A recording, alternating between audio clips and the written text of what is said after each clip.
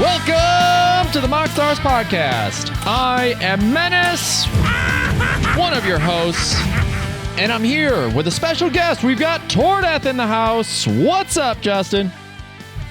Hi, everybody. He's back on the show, honorary MoxStar, Tordeth, back with us. If you'd like to support the show, you can do so by liking, subscribing, and ringing that bell for more notifications on YouTube. You can also find us on all podcasting platforms. Leave us a 5-star review to make us look super duper cool. You can also support us on Patreon. By becoming an official Pepperhead, you can have your name turned Dr. Pepper Red on the Discord server for $3 a month. We also have a few additional tiers. We have the $5 tier, the Cherry Vanilla Pepperhead tier. We also have the 2-liter tier for $10 a month, and we also have the MoxStars Dr. Pepper Lounge access for $50 a month. Gets you a free hat and 3 entries into each of our bi-weekly giveaways, like Ravenlift. So, yeah, all goes towards the show and helping us make this a better place for all of our listeners. Today, on the show, we're going to talk about Magic. That's the goal. We're just going to talk about Magic and a few things about CEDH. Really kind of the atmosphere of what tournaments are looking like, deck building, where things are headed. Justin, you and I have been talking for a while. We've had a few ideas about episodes we've wanted to do and collab and get a third voice on and stuff like that with where CEDH currently stands and what we could do to make it better. You know, there's all these ideas we've been tossing around.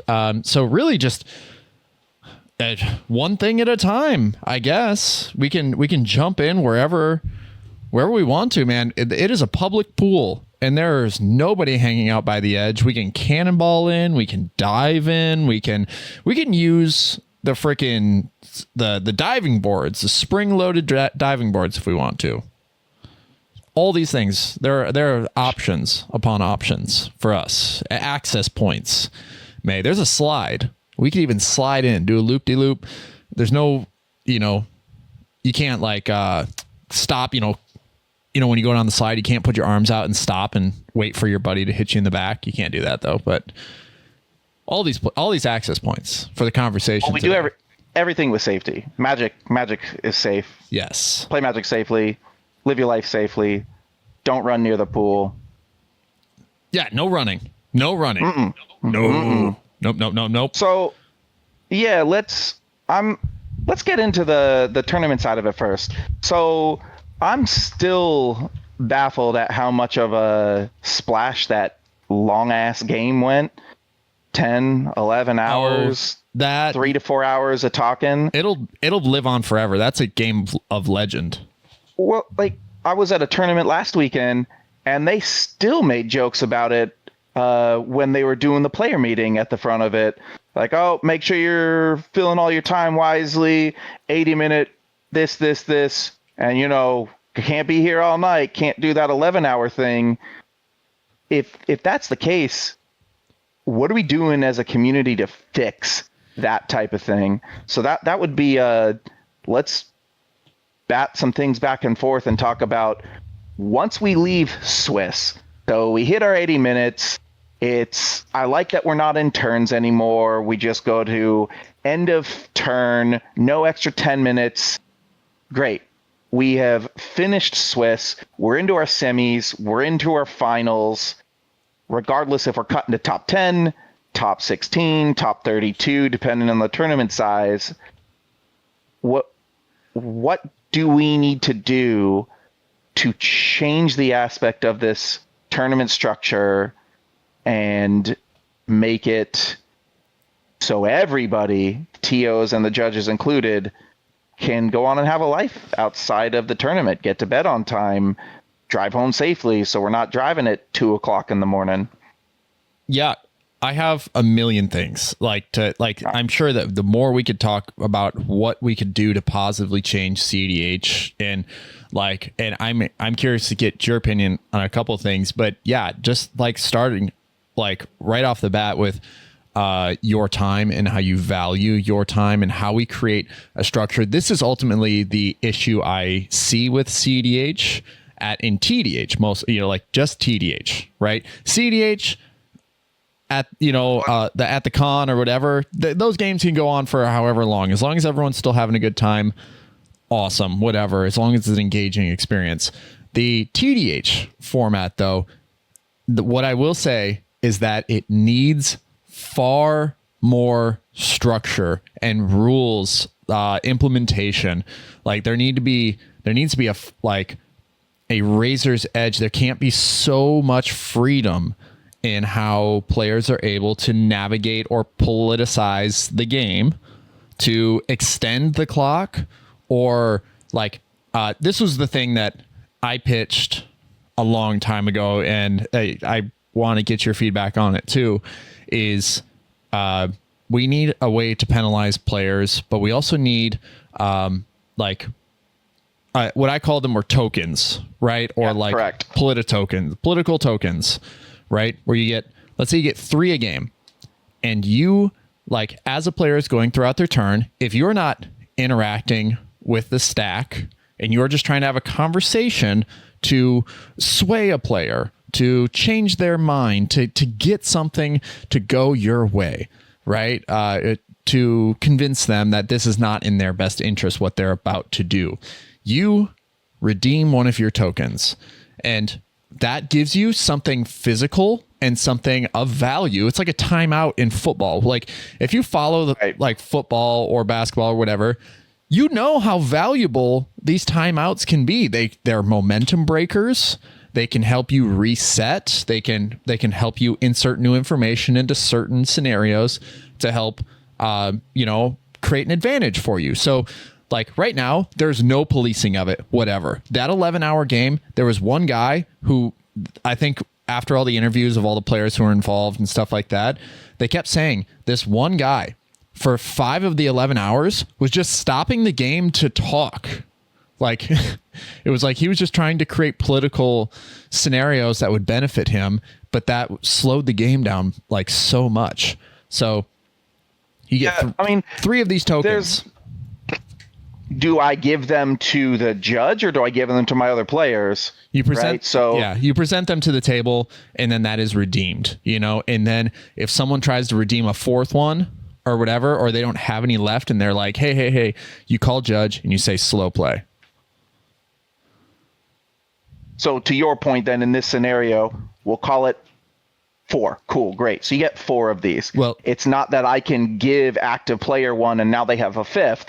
It's just gone forever? Is that what you're trying to propose to me right now? In every game, you get 3, right? And it's it's like calling a timeout when you don't have a timeout is when you get a penalty, right? So that's it. We also have to have judges who have teeth.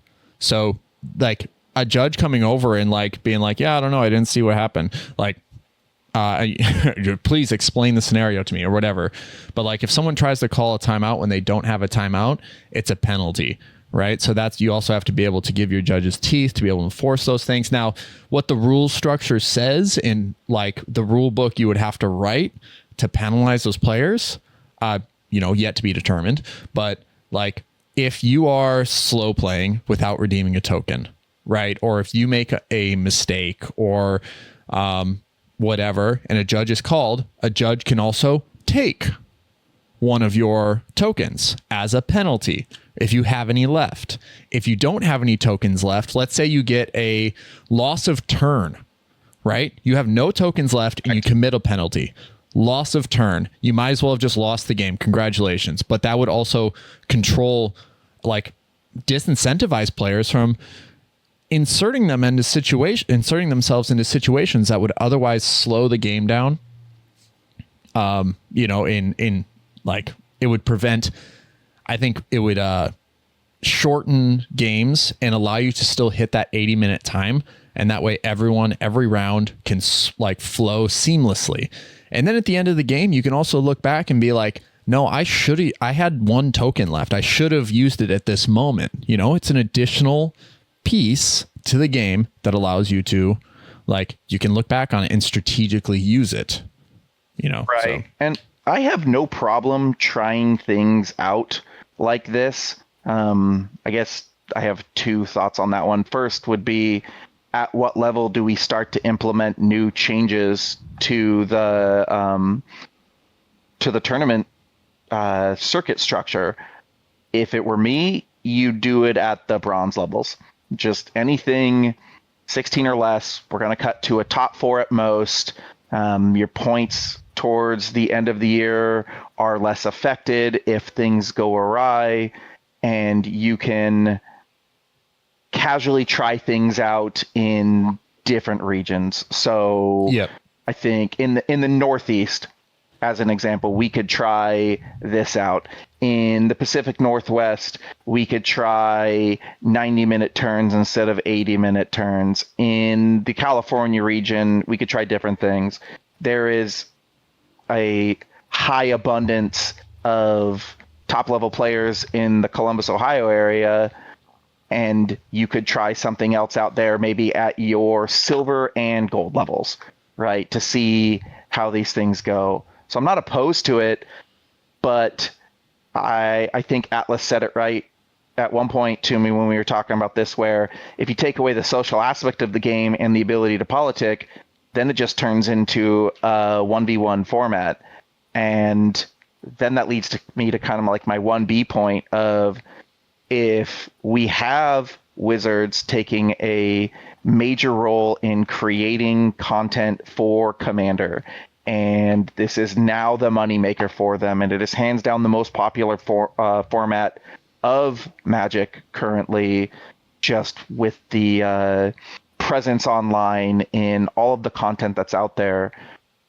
I think we need to get an official MTR from Wizards to come through, not just card bans, not just bracket structure, but let's arm these judges with the ability to have teeth.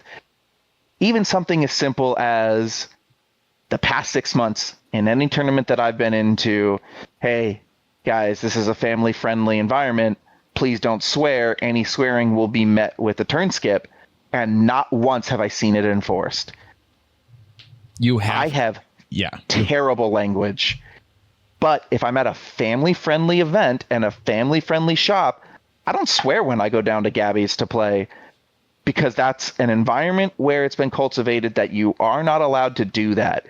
So let's make this a place where we are obeying the shop rules and allow the judge to do that. If they get up and say they're going to do X, Y, and Z, then damn it, they need to follow through with that as well.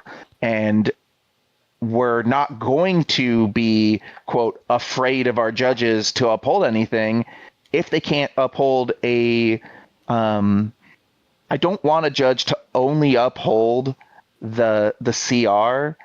I want the IPG side of it too. I want unsporting conduct. I want the slow play in there. I want every aspect of what it takes to be an L1, L2, L3 plus at these events, and that's how we're going to affect changes there as well. Yeah, here's the thing. We are ultimately, what people are wanting out of this, like, is exactly what we're talking about. They want structure. One, what we're trying to create with tEDH, and like, this is what Wizards should be like working on, and having the CFP, the Commander Format panel and stuff like that, like, is whatever. I don't really care. I don't really put much thought into it. Like, once they said they weren't going to make any banning changes or anything like that for a full year, I was like, oh, okay, so they're as good as our government right now. They take vacations whenever they want, and they just don't want to talk about these things for a year. So yeah, here we go. That's the Wild West. It's lawless nature. All these cards that they're releasing for the next year are just perfect.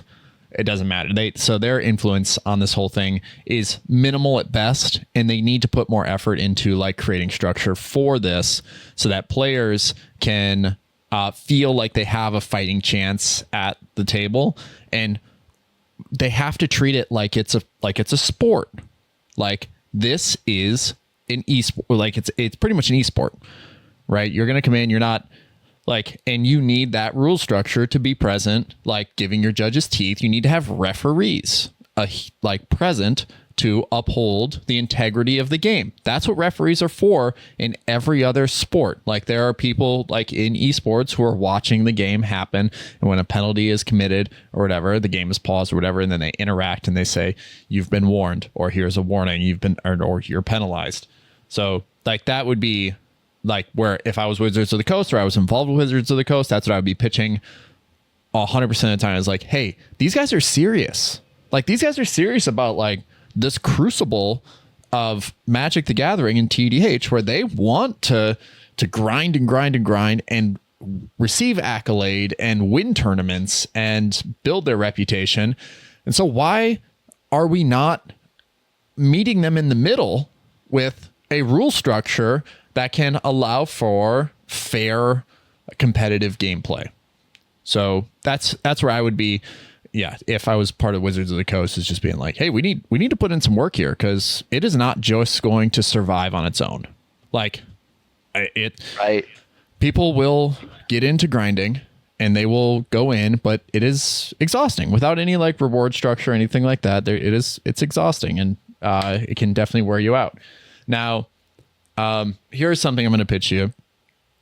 This is something that I've been thinking a lot about, because like deck construction and stuff like that is obviously a big part about cEDH, and all the top decks have existed at the top for forever. And your Pantheon. Yeah, it's always Blue Farm. It's always Sisay. It's always, there are very few decks that can insert themselves. It's always Kinnan, and that can insert themselves and really stay there. Sure. So, like, I guess what I would, and this is sort of like an episode topic that I brought up a long time ago with like C3DH, where you build into tier 3. I think it would be important for the future of cEDH to, and this is a stretch, but you could eliminate the ban list if everything that was on the ban list currently was considered a game changer, and you could only have 3 game changers in your deck as a deck building restriction. And that would give that might be a little much though, right? Like that's just, it's a stretch, but let's say even if we're not even talking about the ban list stays banned, have a restriction of 3 game changers, because then Wizards of the Coast can now have more control over the sporting aspect of it, right? So my tEDH decks would be what they'd consider bracket 3 right now, and we're not allowed to ascend from that, is what you're trying to pitch to me right now? Yes. I don't disagree with it. I saw something recently where the spirit of the format for Commander is no tutors. You ban all tutors, everything, et cetera, et cetera. And I personally think that's a little extreme, but if we're going to take to the actual spirit of the format, then how do I enforce the no tutors, let it draw what it's supposed to be, start building in redundancy, really digging through that scryfall at the end of it? What does my average 7 look like if I'm not able to do any of this tutoring, right? It's a bad example, but okay, if I can't have a vampiric tutor, then I'm going to start using cards like Grim Tutor, which we've been told along the way are quote unquote objectively bad. Yeah. Okay, let's start to really explore the deck building aspect of it. That would for sure shake up the meta. Because then you're just not allowed, to, like, you get to choose your lines, right? And while yes, there is that like level of decision making in the deck building process, the decks that are at the top can choose every line, and they choose the most efficient line, and they can get there either through their commander's abilities or card advantage that their commanders present or whatever. But a lot of it are just generic good stuff piles that get there.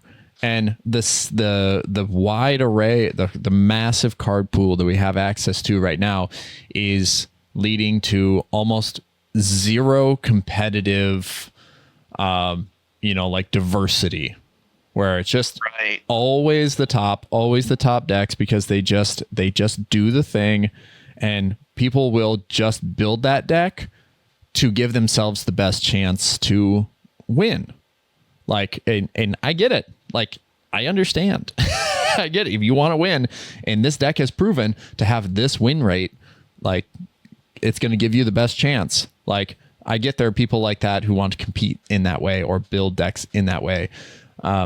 But I do think that, like, the way it currently stands, we're looking at a very stagnant format that has zero rules enforcement. Well, not like zero rules enforcement, but zero behavioral enforcement. No metadata analysis on any of what's going on, like they do with the 60 card format. Yes, exactly. And like you said, with Wizards of the Coast taking control, or like being responsible now for the Commander format, like, these are all things that I think would go towards improving engagement. Like, not only that, you know, like for the community and stuff like that. Like, hey, you have, you know, your deck building, or you're just playing Commander, right? And you're like, oh, I want to make my deck stronger. I want to make my deck stronger and stronger and stronger and stronger. That is the journey of being a Magic player, is you learn the game, and then you slowly get better and understand more things, and you upgrade your decks little by little by little. And then once you hit your ceiling, right, then it's, or like once you hit the ceiling of like cEDH and expanding your card knowledge to the massive pool, and then understanding how things interact on a layers level or state-based level or priority level, you know, it's like, then like you need somewhere to go. And right now, Wizards of the Coast is just leaving it to some third-party guys, like event organizers, like that. So they have all this potential at their fingertips for cEDH and the massive community that it is now. And from what I've seen at Magic Cons, like, it's, you know how like when you go to your kid's kindergarten, you know, and like the way they're teaching your kids, oh yeah, this is for babies. Like, yeah, I'm way past this. Like, you're going to kindergarten as an adult and you're like, yeah, I think I'm beyond this. Like, that's the way they're teaching cEDH right now at MagicCon, is like, they just let anyone jump in, and then they baby you through the program, and they're like, that's what cEDH is. And I'm like, no, it's not. Not really. Like, they're like, well, you have to decide if you want to do this or do that, or give them this option, and yes, there are all these divergent paths that you can walk in cEDH. Your deck should have the options to be able to walk them, but you can't teach it like it's a children's game, or you can't teach it like it's this simple thing that anyone can enter either. But it's like, I don't know, they need to be a little bit more rigorous in their preparing future cEDH players for what it is. Yeah. They need to bring back the Guru program and the summer program, but specifically for, even just call it bracket 3 EDH. The pre-cons are great, but we don't have any incentive for the high-level players of the area to go through and take on a group of 8 people. There's no card support for that. They spend a summer. There's a reason those Guru lands are so expensive, because they were a select few people were allowed to actually get these cards. They should bring that back, but they're going the opposite direction of that. They axed the judge program even. So, and we all know that's a mistake. Agreed. So I do think I wouldn't be opposed to your no ban list. We just get 3, but I still think before we get to that route, we need a little more guidance for new players and bringing them in to really give them a helping hand into what cEDH looks like versus high power kitchen table stuff. Yeah. When was the last time you tried to explain priority in the stack in a meaningful way to a player that had never experienced something like that before? They go from, I cast this and I go straight to combat. Yeah. Like I will say, like being back home and playing with my original pod and all those guys, and we were playing like that's the thing. They don't call it CDH; they call it high powered, so they know the difference, right? And there are times when something is presented on the stack, like an ad nos, and they're like, everyone just collectively looks at each other like, oh, we don't have anything, and it's just like, no, priority, and like go around the table. Do you pass priority on this? That's like when you need to like, that's when you start crossing the line into like CDH. It's like, no one reveal information that you don't need to reveal. Like as priority comes around the table, have the discussion, right? Like that's something then that Wizards could do in addition to pumping out cardboard. Put trigger tokens inside the precons. Make sure every single one's got a priority token and a trigger token, and force the players to look at it and say, what is this? What are triggers? Ask the right questions. Correct, because then we can go from playing Magic to playing Magic at its fundamental competitive level and truly understanding how everything interacts. Yeah, that's like I said, that's when you get to the peak, right? But you don't walk that path until you know what questions to ask, right? And this is like at work for me. Like if y'all didn't know, I'm in the food industry, I'm a chef, and like when I'm speaking or when I'm looking for cooks to like take the next step or whatever, like I'm looking for the guys who ask, what's next, chef? Like I finished this project, what's next, chef? And eventually you ask, what's next, chef, enough to where you know what's next, right? And so like that, I guess what I'm getting at with that point is like when you're playing Magic, ask why. Like if you're itching to grow into that player, into to be him or be them, like ask the questions. Like you don't understand something, don't just let it slip by you. Just be like, hey, why is that a bad thing?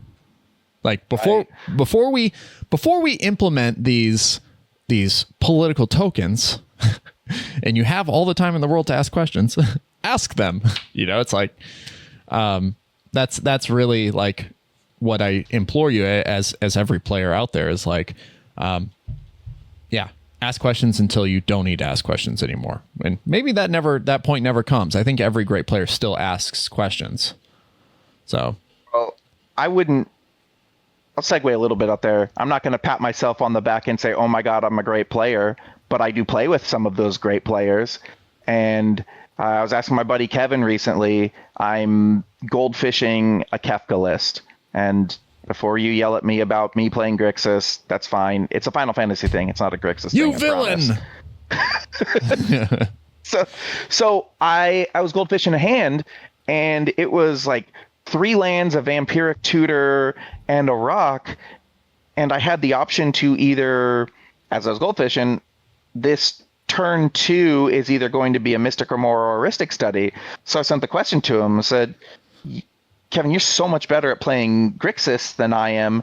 In this situation, is a fish where the non-creature spells cost 4 and they can't pay for it better? Or is the Heuristic Study better? And explain to me why it's better, not just that one of the two of them was better. And his response was something along the lines of the less upkeep later for a higher payout now is going to be better in a game where you expect a Heuristic Study to stick around versus a fish. So if the game plan is to go past turn 2 or 3, those taxes on that Mystic Armor are very real and will long-term put you behind. So if you anticipate that fish isn't going to draw you more than 1 or 2, pay the 3 mana, get the Heuristic Study, and be done with it. Yeah. And that was a phenomenal insight into why this person would tutor for a specific thing versus another. Ask those questions. Yeah, even for me, like in that situation, it's like what turn or like what player am I in turn order? and like what have the players before me even done. If I'm first in turn order and this is the like, yeah, I'm like no one else has cast anything yet, becomes a really hard question, because then you're like, well, no one's cast anything. There's a decent chance someone's gonna get off to a good start. So this Mystic Remora in one turn cycle might actually provide enough value. But then I'm third in turn order. Someone has already cast 2 non-creature spells during their first turn. I'm probably not going to get much more out of them for the, for the value of the fish. So yeah, I'm going to go get Rhystic Study. Or do I have interaction in my hand? Am I able to extend the game? Because then Rhystic Study feels really good right now. Or am I praying to the gods that the fish will get triggered and I'll draw interaction? Because I think there are bursts of card draw that come from the fish that you don't necessarily see with Rhystic Study, because people can be responsible and pay for it. So yeah, there's a lot that goes into answering that question. And just simply, what would you do? I think is the wrong way to go about learning the tEDH aspect of the game. So many people forget to ask why. Yeah. It's in life, just a very important thing to like, don't just go along with the status quo or whatever, like tradition. If you don't know why you're doing it, like ask why. And then if someone can tell you why they did it, then it's probably a pretty good, it's probably a reason. But if they can't tell you why they did it, it's just, that's what they do. It's probably not a good reason behind it. So, right. Well, let's segue there into something else we were talking about, which is shaking up the meta and deck building. Yeah. Right. So great. Everybody knows the Blue Farm's fantastic. I was talking with some friends out west today, and apparently Krark Thras is massive in the Pacific Northwest right now. I personally have only seen it once or twice. Right now, Rogsai's really huge again out here. I was talking with our buddy Tyler Myers from the team, and he was telling me Kefka's bad. Well, out here, it's topping tournaments. Yeah, it's pretty good. It's very meta specific, obviously. But then where do we insert new ideas into these metas to even attempt to try something new? I was getting the feel from some of these players going to the Top Deck Championship in September, and it was, how many decks, what percentage of the meta do you think is going to be Blue Farm and Rogsai? And I got back a non-sarcastic 40 to 50%, which, if this is Wizards for Modern and Pioneer and Standard, and 50% of their meta is one deck, they start looking at banning cards. Yes. Right? So in that situation, if I know I need to play Blue Farm, we'll just stick there. When am I going to even present a new deck idea and start playing with that, knowing that this is competitive? I need to have some kind of dopamine hit and not just lose 30 games in a row because I want to try something different. I mean, yeah, that was like, I think the most recent example of like something that was inserted into the format to shake up metas was probably Nadu, right? Whether it was intentional or not. Like, yeah. But then it was just like, oh, now like the 28% of the meta that was Blue Farm was just met with another equal 28% that was Nadu. And so that just diminished. It didn't like help other decks grow or anything like that, or it didn't diminish the amount of Blue Farm decks that were being entered. It only increased the amount of Nadu decks that were made. And so it's a very fine balance. Took away from everything else. Yes. And so the meta actually got less diverse once Nadu was introduced. Yeah. So. You had mentioned this most recent episode about how Atali is going ham right now. Mm-hmm. I want to talk about that a little bit too, but I would say Lumra is the big, holy smokes, this deck is super good. Yeah, it slaps. As the biggest slash, or its biggest splash. But right now, what I'm seeing, and the Pacific Northwest meta is so responsible and so interactive, where I'm seeing everywhere else that I've played when I travel for work, play in Texas, California, New York, Florida, and now tournaments in Ohio, we're removing interaction from our decks to get redundancy and win cons, but it's more from players that see this deck wins, don't understand what's in it. They'll get discouraged because it didn't do what they wanted it to do, so they'll cut even more interaction and put more win cons in just to get there. So we're not playing a 4-player format, we're playing a 1v1v1v1 format. And that's just so remarkable. I have my brain works the opposite way. It's like, as soon as when I build the deck, I build all those excessive win cons into the deck, and I play it, a couple dozen times until I figure out what lines are most effective or efficient. And then I cut the rest, and then I put the interaction in. And then if I'm not seeing the results that I want, I cut a little bit more, and then I put more interaction in, and then, it's a little bit, that's odd. For me, that feels a little odd. And there's nothing wrong with a turbo deck cutting interaction to get there first. The best advice I got from Atlas on how to go from mulling around in the Swiss tables to playing in semis and finals tables was that old school Star City article, Who's the Beatdown? I think everybody going into tournaments and really want to start the grind should read that article. I'll make sure I put it in the description too for listeners out there. Yeah.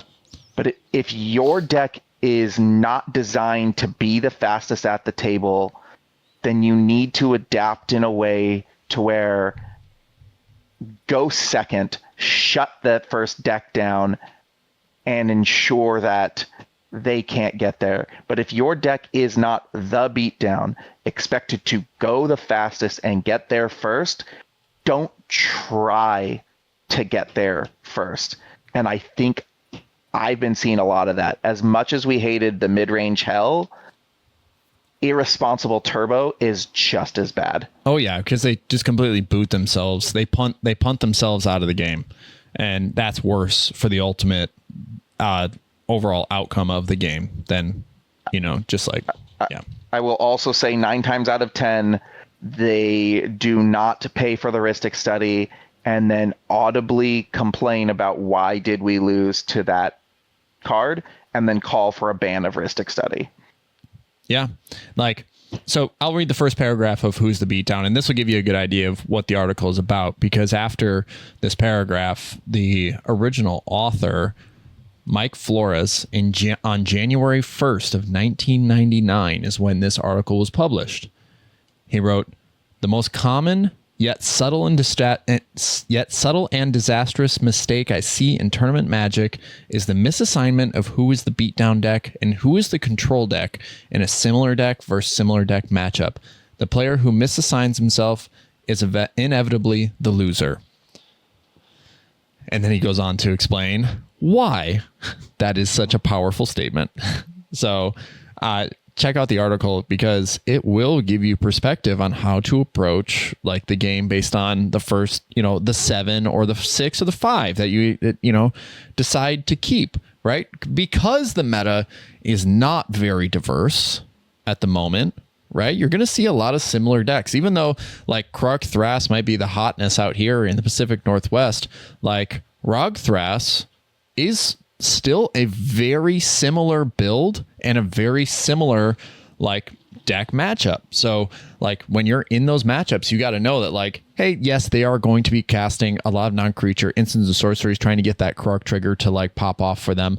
But they're a very similar build to what I am. So I have to know when to take, when I need to step forward and know if I'm controlling or if I am the aggressor. And that will help you decidedly win games more effectively than having them fall into your lap due to improper sequencing or mistakes made by the other three players at the table. It will feel like a more confident win, and it'll feel like a more well-deserved win when you're able to like identify which role you are designed or that you are meant to fill at the table, given any given situation. So that's what hopefully this article will give you the information. What you'll be able to glean from it is like, yeah, I'm the aggressor, or no, based on what I have and what I see at the table, I am controlling at the moment. It'll happen on turn 4 or turn 5. It won't happen on turn 3. Like, yeah. So as an example, when I sit down to play against our buddy Ian, or even Kelly when he was playing Rocco, I'm not as fast as those two decks. So I'm going to mulligan for a Dranith Magistrate and a Collector Roof to ensure that their rocks and their rituals don't get to explode before then I can turn around and cast my Food Chain and my Deafening Silence and go one turn later. Yeah. That is such great, acknowledgement of, and you have the experience to know that that's if you haven't played against these players before, right? You probably get a generalized idea of the pace of a deck based on the commander. I think that's why I like playing the commanders that I currently play, like Helga or Shalyn Halar are two of my favorites, but it's because when I put them in the command zone, nobody knows the pace. So it's hard for them to, it's designed for them to make a poor decision to give me the advantage on that. I know I am the aggressor, and Helga, I know I am the control. So, that's after talking to Ian, I know Ian is going for he's aggressive in his build. So overtly aggressive. Mm-hmm. Yeah. And there's nothing wrong with that. But he knows he needs to get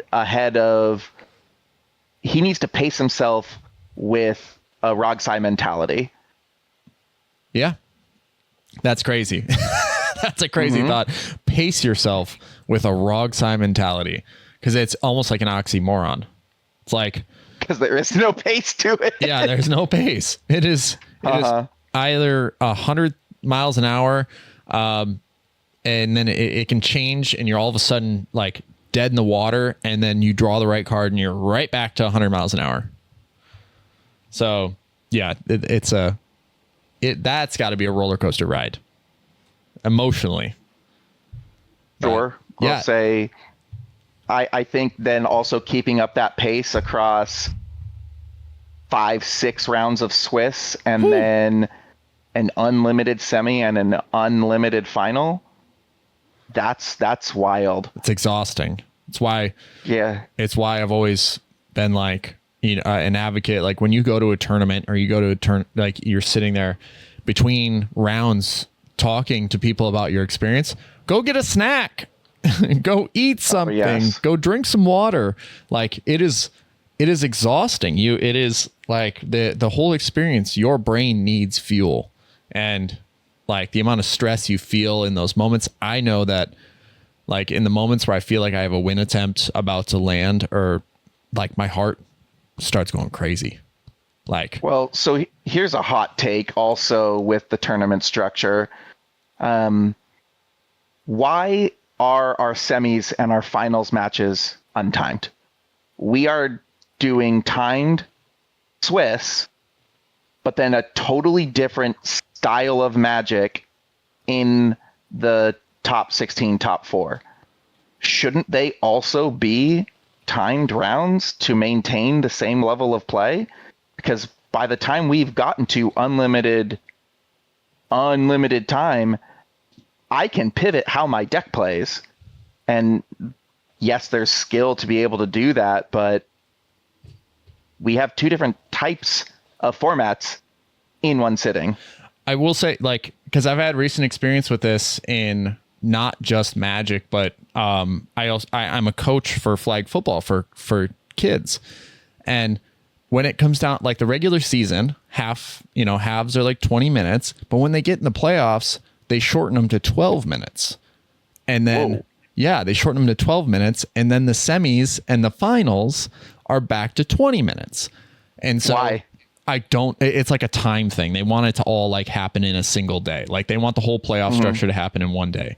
And it's like, no, that's so crazy to me, because it's like, I've coached these kids to play a 20-minute half game, right? And then all of a sudden I have to teach them a new format just so they can survive through the playoffs, because the same strategies that you thought would work in the first, like in the 20-minute halves, don't work in a 12-minute half. So it's like, that's another thing, is like Atlas even, I've seen him, like, it's always, I've seen him do poorly in Swiss and then just like turn it on the last couple rounds and make the cut so he can get into those untimed rounds, because that is when he is at an advantage, because that is his play style, is to like control the game and navigate all these situations with unlimited sort of like no worry, no stress for time. But I agree. It's like, we should be playing the same game throughout the entire experience, because we're trying to prove who's the best at this thing. At this specific thing. And Yes. where we could push positive affect change again in this tournament structure is the win versus draw versus intentional, or IDs, right? Yep. If I know that when this game comes to time, my Swiss points will matter, you're going to get less IDs at rounds 5 and 6. Players will fully play out to the end. And they will want to be first out of Swiss, not just for the bye, but to go to time and play it out in the semis and the finals. And say what we will about fairness, but you've proved your mettle after 6 full rounds in some kind of silver or gold event. Great. You've now deserved that undefeated status that you left Swiss with. Yep. And at time at the final table, if you made it through the semis, like highest ranked player at the end of time should be awarded. Like, you've spent all day earning that. Like, Correct. Yeah. No, I agree with that. That was one change that I saw like pitched after the 11-hour game that I was like, I don't know if I want to like give a player an alternate win con. But I do think in tandem with the whole 3 timeouts style of play, that like inserting a token to like redeeming a token stops the clock, right? So it's like the clock doesn't keep rolling. You get to insert yourself, timeout. Let's talk about this. Boom, boom, boom. But I think that those in tandem makes for a very powerful, like effective rule structure for time, like for the sake of every player's time, for the sake of expectations for every player. That's also like a big aspect of it too, is like there've been times where we'll be finished with a round of Swiss, and because one table has to finish the turn to be able to determine if it's a draw or who wins, it's like, I've stood around for 45 minutes. I want to know when round 1 ends. I want to know when round 2 begins, so that I haven't like, okay, round 1 starts at noon. Round 2 starts at 1:20 or 1:25. Correct. And so like, if our game finishes in 20 minutes, I want to know that I can walk away, go get a snack, or go to the car, whatever, and then come back. And at 1:25, round 2 will fire. Like, that should be the structure of all of these tournaments. You know that the final game is going to fire at 5 o'clock. Boom. I can now, as an audience, as like a player who got knocked out early, I know I can leave and come back and support my buddy who made it to the final table at 5 o'clock. I can come back, I can see who the overall winner of this tournament will be. And then at 6:30, a winner will have been decided. What is so hard about that? That is a very hot take that some players will vehemently disagree with us with, but I am fully on board with that. Those are control freaks. Yeah. Your store employees know when they can go on their breaks, when they can go home for the night. The store owners know exactly when things are happening. It just absolutely grates on me when cradles are up for grabs and then we can't play for it because the shop has to shut down because no employee wants to work overtime that day. And I don't blame them. They should have a proper work-life balance. They're not choosing to participate in this tournament. I am. My life shouldn't affect what they're doing. But you promised me a cradle, not store credit. Yeah. Also, like, for how much we talk about LGS's closing or how much LGS's struggle and stuff like that, you're telling me that your selfish desire for whatever prize pool is available is greater than your LGS existing. Because if you are not able, like, as a business, if you cannot iron out what hours or like you can give your employees or whatever, and then all of a sudden you're unexpectedly paying them overtime and it's accruing, like, because some guy wants to to talk politics at the table to like get his way to earn the prize that you're offering. Like, no, at that point it actually becomes a pretty massive loss for the LGS and for the TOs, because they have to pay someone to stay there while you bicker and argue about someone resolving a smothering tithe. So like that, like, no, like get the time structure figured out, and then like your LGSs or your TOs can then find a venue where the time slot is available. It'll be, games start at 10, finals at 5, boom. We'll pay people for that amount of time. If it goes beyond that time, it won't, because the structure is there. There is a roadblock at the end of that at 6 o'clock or 6:30. Everyone out. That's when we have the venue for. That's how much we expected to spend to pay our employees to be here for this. We're not paying them overtime. So get your prizes. You placed first in Swiss. Congratulations. You have won the Gaia's final. I also firmly believe, another hot take, all gold events, 64 plus players, should be 2 days. We should not be doing 7 rounds of Swiss and then into untimed semis and finals. We're going to go into a 14-hour day. I would rather watch an ultra exciting game where everybody's fully alert, fully fed, fully slept. Yep. Starting the next day at 11 a.m. Make it a Saturday, Sunday event. They do that with every other format. Yes, correct. They do. Yeah. And in every other sport too. That's what I was just going to say that. It's like, we have to look at CEDH or tEDH like it's a sport, because you are there competing. That is, for me, the ultimate definition of what a sport is. Are you competing to prove that you're the best in the room at that time? Congratulations, you are sporting. Like, that is a sporting activity. So, like, yeah, we need the rule structure in place to create a sports culture for tEDH. And like this, people understand what they're signing up for and respect each other's time and know what's at stake from the moment they, submit their entry fee, essentially, right? That the rules will be enforced. These are the rules, blah this, blah that. Wizards of the Coast needs to have that locked in before they can actually start really monetizing and advertising this whole tEDH thing. So, like, yeah, like in the untimed stuff, it's like there was, like, in baseball, it's the most insane thing. And yes, people will tell stories about it for years, just like they're going to tell stories about the 11-hour game for such a long time. But like a couple years ago in Seattle, the Mariners went to, I can't remember, it was like 22 innings.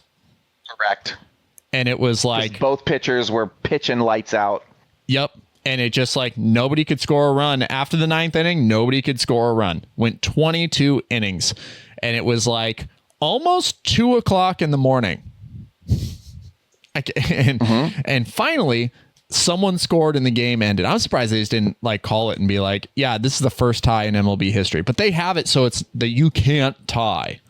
So it's like someone has to win, someone has to lose.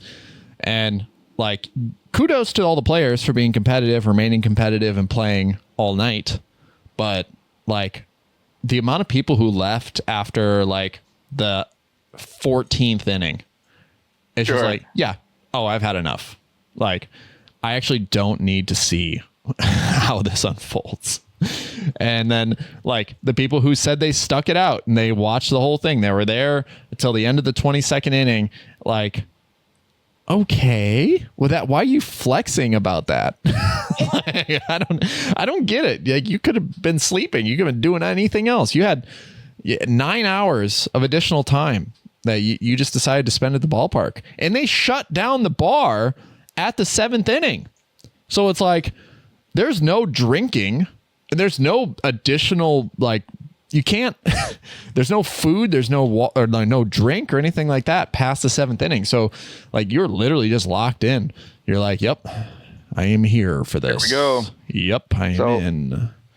And that is just, at the end of the day, you can combat this opinion if you want in the comment section. I just don't think that's right.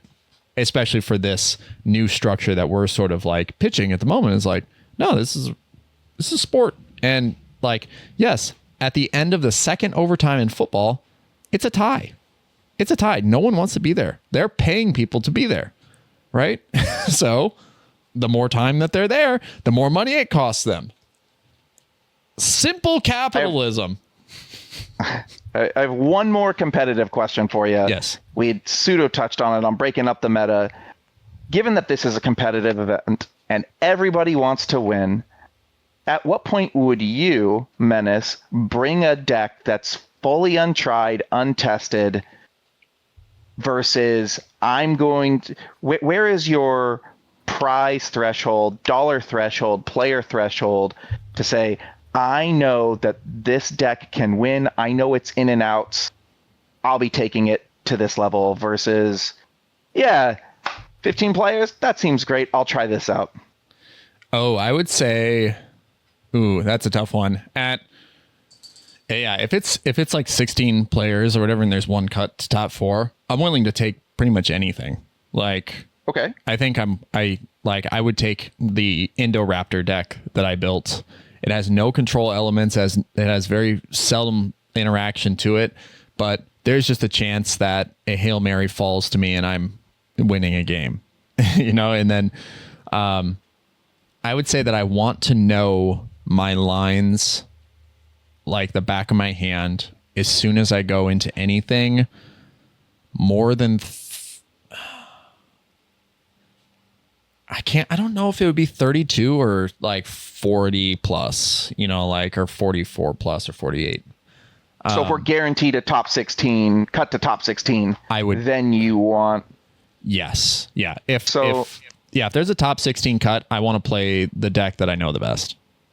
Yeah, this is a debate that I've had with Kevin again recently, where which partner pairings would potentially be good, and at what point do we take something different to these types of events. We started potentially brewing a Stylus Friend Kodama deck to see if we could get infinite landfall ETBs in Sultai, and it took some doing. We're not saying the deck is good, but give a competently skilled pilot who loves that color pie and let them test it, but while also chasing their ELO to get an invite at the end of the year. I just don't know if we're going to find those types of players. Yeah, no, they're like I was saying before, there are those players look at win percentages, and then they look at those decks before they even look at any fun, crazy Rube Goldberg machine that could potentially win, right? Like I am one of those players, right? Like that's what I was saying. Like when I take Shalai and Halar or Helga, I go with those decks because the pace of those decks is unknown to other players, and it gives me what I feel is an advantage. Where those other players who are chasing the ELO and chasing invites, they're going to play the decks with the highest win percentage, study those lines, goldfish 1,000 times a day, you know, and then also play whenever they can. Like those, I guess, I think it's their, obviously everyone's has their own style and play and like opinions about this, but I do think you could put a, you know, separate, you know, between like, hey, people who are willing to play Rube Goldberg machines and people who are not. and two types of people in this world, right? Yeah, I would play the Sultai Landfall thing in a heartbeat because I've seen the Kodama Sakashima deck. Like, sure, that was fun. That was crazy when it, you know, and it was like surprisingly effective. I saw a Garuda deck get played not too long ago, or it was at MagicCon in Chicago, I think. Oh, and nice. I was like, they resolved Garuda and the game ended because it was just Garuda. Oh, yeah. It was like Itali, essentially, right? All Garudas and clones. All the 4-mana clones. Boom, boom, boom, boom, boom. You know, until you hit your win condition. How about this? I'll send you the list. We think we've got it down to like 102 cards. Feel free. Print it. Proxy it up. Test it. See what it looks like. Yeah, absolutely. I mean, I'm currently in this like deck building, like, I wouldn't say a funk, but I'm in sort of a renaissance in how I think about Magic at the moment, based on like all of these new cards that are rapidly, you know, we rapid fired into the format, into the card pool. It's like, I think I need to like the strategies that I have used in the past are good, but I think like there's a change that needs to happen if I want to be able to take advantage of, you know, like that off kilter, off axis, pace disruption style of play that I'm going for. Mm-hmm. So, yeah, like in the last episode, I talked about Menace. I really like Menace. I think Menace might be a fun deck to play around with +1/+1 counters and crazy card advantage engines like Terra Symbiosis. Because I think that alone those two could be that is a competitive level of, if you're able to create Naya control synergies, those two together can create enough card draw to give you a chance like that. And then you also have known Menace combo lines. Like that is a cEDH deck from, like, it's an old list, but it checks out. Like that is kind of like it can do stuff at the table. You know, it can freely, as long as you have the mana available, it can freely throw damage anywhere on the table. It can knock out planeswalkers, kill a Drannith, whatever, you know. So it can do a lot. And maybe, you know, I would love to see the list, because then maybe I can take my newfangled method of thinking and brewing and help you figure out what your 100 is, what your, you know, that way. Yeah. It would be fun to play this at a bronze. I will say that. Yeah. Oh, dude, that's the thing. You play it at a bronze level event. Like I said, I'll take anything. There's the Indoraptor. There are kooky lines in that with like Goblin Sharpshooter that I'm like, yeah, I'm going to ping the Raptor, and you either sacrifice your whole board and then I just keep untapping the Goblin Sharpshooter, or you just take the damage straight to your face. And it's like, it's pretty great. You know, but it's like those things are Christmas land in a cEDH event. It's like, I'm doing it for the memes almost. That's why we just keep playing and keep grinding. Yeah, you learn how effectively and how consistently you can land those things. Like, I did play the Indoraptor deck at MagicCon in Vegas this last year, and it was like people were wondering if I was ever even going to cast the Indoraptor because of the level of interaction I had like in the deck. So I had a few cards for interaction, and I had a few, like, I had Obnixilis, Captive Kingpin in my hand, and my next top deck was like an all will be one. So I landed the Obnixilis. I watched as it went around. It got a little bit bigger and a little bit bigger. And then the next turn, people are like, did you even build an Indoraptor deck? It just looks like you're playing Jund good stuff. And I'm like, if I play All Will Be One and then cast the Indoraptor enters with that many counters and it deals that damage to any target. So it's honestly pretty good. Like, it's just a good... The win con itself. It's just an alternate... It just happens to be an alternate combo machine with Obnixilis, which I fell into. So, like... they like, how effectively can I get to those lines? How consistently? And that's like part of the deck building process, is like playing those kooky lines and then ultimately cutting the fat away so that I can include either card draw or interaction so that it becomes this hyper effective. Yeah. Walk that line. That's what we're going for.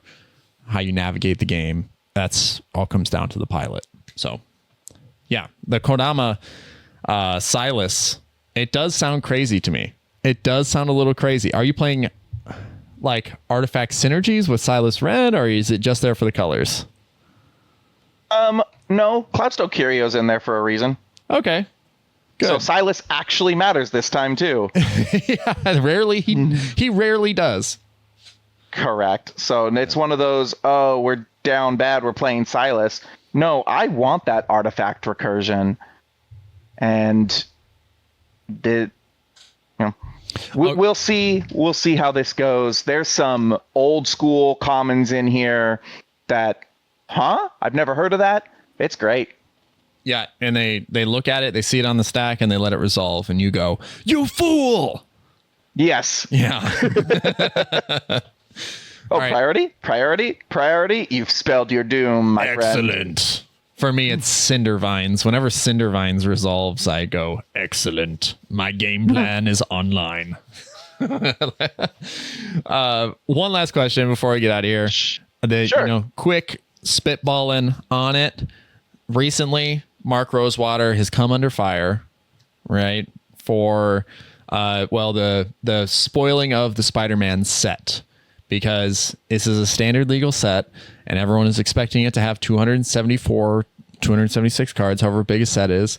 But it's not. It's Assassin's Creed size. And he was on his blogatog answering a bunch of questions the other day and said that they're switching to a structure where it's a set every 2 months with four large releases like Edge of Eternities and of the like, but then in between you're going to get little supplementary sets that are Universes Beyond or Aftermath style things. Sure.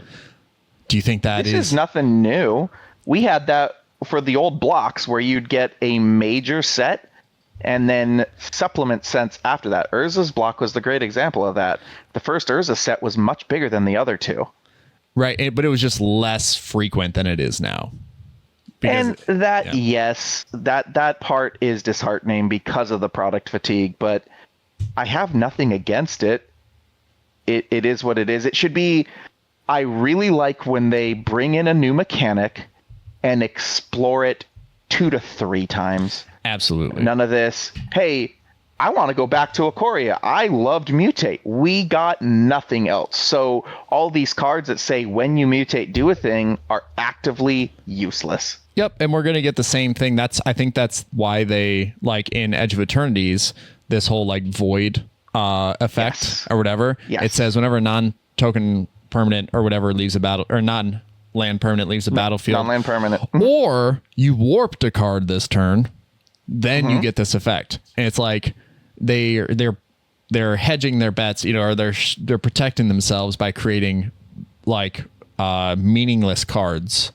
Right, because if it just said if you had warped a card this turn, get the void effect, then after the set, after we identify what cards are worth playing that have warp on them, all the other those cards just become dead. They become literally just like chaff thrown into the bin, forever forgotten about.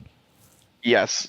Yeah. So I think like he's foretell. Fine cutting these down. I don't think it's worth the amount of grief that I saw in these articles. They actually increased the size of the set according to one of the articles that I read by him. So do we want 250, 300 set card with characters from the Spider-Man universe that appeared in one comic? Or do we want it boiled down to something very high-end, very tasty, like a roux? Yeah. I mean, that's ultimately what I would like is, honestly, Aftermath is a set I keep going back to and being like, wow, there were some bangers there. Correct. Like Italy, being a banger. Sigarda. Sigarda, Calyx being a banger.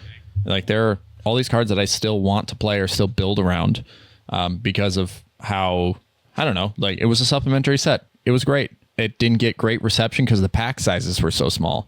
That's pretty much it. People didn't feel like they were getting their value for 5. It was like 5 or 7 cards. I can't remember, but it was. But your rarity, they had less commons and uncommons in them. Yeah, you got more rares out of them. Yeah, it was like 2 rares a pack. So, ultimately, I would like slower releases. Like the product fatigue is so real. And if you don't have if you don't have the ability to turn on blinders as a content creator, I don't have the ability to put up blinders on for this. Like I have to see it all because I want to be talking about these things. I want to, so like all the Spider-Man releases, the Avatar stuff and all that. I have my media streams are just full of that. So it can be exhausting at times, but like, yeah, I like slowing the pace down a little bit would be nice. It's nice when we have like a 2 or 3 week break before new spoilers start coming out. But I just don't think it's possible to get through all of these cards and find these new things when we have so many cards coming out. I can't even test them. I can't even test these cards because by the time I've tested them, there's something that has come out that has surpassed it. Yes. Yeah. Anyway, that was the last thing I wanted to bring up. See how you felt about that. Yeah. Any final thoughts on today's discussion? If you're getting into cEDH, make sure you're asking the questions, the why. If you're brand new to a tournament, don't be afraid to call for a judge. And all of these top tier, top 25 players, they'd love to say hi to you. Go ask them questions, play a game, ask them what their deck does outside of the game, and pick their brains. If they're mean to you, then they're not cool. And lastly, don't lie. Don't be that person. That's a lose big games one. with integrity. That's better than needing the points. Exactly. Like honesty is going to be the way that you continue to grow within the community, because these are players that you will see again. Like, I promise you. Like, when you get out of your shell and you start going to these tournaments, you realize, yeah, the world is big, but it's also really small in some ways. So you're gonna see these players again, and if you are a known liar, no one will want to play with you. And then you will see people talking about you and being like, yeah, that dude's a liar. He lied to me 3 months ago, and then I never forgot about it. I will say, my last statement, I have seen a positive change where people are getting publicly called out for it. Hell yeah. Shame. Yeah, like it's the way it should be. If you want to instill any type of culture or promote it or keep the integrity of it alive, then you need to call out liars, you need to call out cheaters, and really just it's not like, it's like having your nose rubbed in it, right? You should just know after you get your nose rubbed in it, you're not supposed to do that. If you want to be a part of that culture, then you don't be a liar, don't be a cheater, don't act with integrity. So I will say that Naya guys don't lie. Naya guys don't lie. That's the next hat that we're making. I will say it's served me very well in life to be genuine and honest, and it has never benefited me. I've actually felt worse about like knowingly lying about something, and it eats me up like crazy. So It's just better overall. Be honest, be genuine, and yeah, be a good dude. That's it. Correct. All right. This has been another episode of the MoxStars podcast. Thank you all for tuning in, checking us out, and sticking around for this lengthy discussion. We may have rambled a little bit at points, but it was necessary. Absolutely necessary.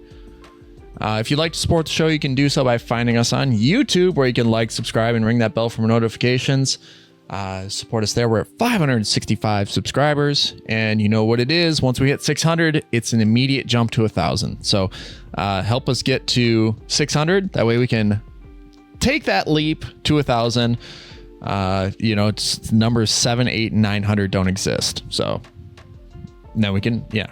Anyway, you can also support us on all major podcasting platforms or minor podcasting platforms, pretty much any podcasting platform.